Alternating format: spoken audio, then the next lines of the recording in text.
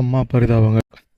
ரீசெண்டாக பரிதாபங்கள் சேனலில் போட்டிருந்த இந்த வீடியோ எனக்கு ரொம்பவே புல்லரிக்க வச்சிருச்சு. ஏன்னு பார்த்தீங்கன்னா, நமக்காண்டி அம்மா எவ்வளவோ செஞ்சுருப்பாங்க, எவ்வளவோ பண்ணியிருப்பாங்க. நம்மளை பற்றி A to Z தெரிஞ்சும் கண்டுக்காத மாதிரி இருந்திருப்பாங்க. நம்மளுக்கு நிறையா ஹெல்ப் பண்ணியிருப்பாங்க. நமக்கு வேணுங்கிற எல்லாத்தையும் அரேஞ்ச் பண்ணியிருப்பாங்க. ஃபோன் ரீசார்ஜ் அதை ரீசார்ஜ் கொடுத்துருப்பாங்க, வெளியே போகணுன்றப்ப காசு கொடுத்துருப்பாங்க, எல்லாத்தையும் செஞ்சுருப்பாங்க. நம்ம அம்மாவுக்கு ஒன்றே தான் திரும்ப செஞ்சுருப்போம், ஏமாற்றம்.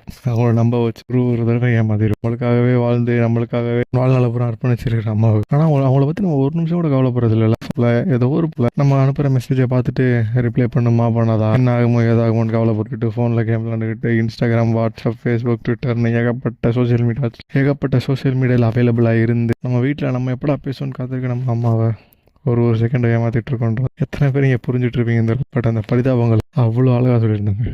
அது ஒரு மாதிரி வித்தியாசமான ஒரு ஃபீலாக தான் இருந்துச்சு. ஒரு கில்ட்டினஸ் ஆகுமே, நம்ம இப்படிலாம் கூட இருந்திருக்கோமா, இது நம்மளுக்கே தெரியாமல் தான் இருந்திருக்கும். பட் அதை நீங்கள் அந்த பரிதாபங்கள் சேனல் பார்த்து அதை நீங்கள் ஃபீல் பண்ணும்போது நம்மளை அறியாமல் நம்ம அதை தப்பு பண்ணியிருக்கோம்.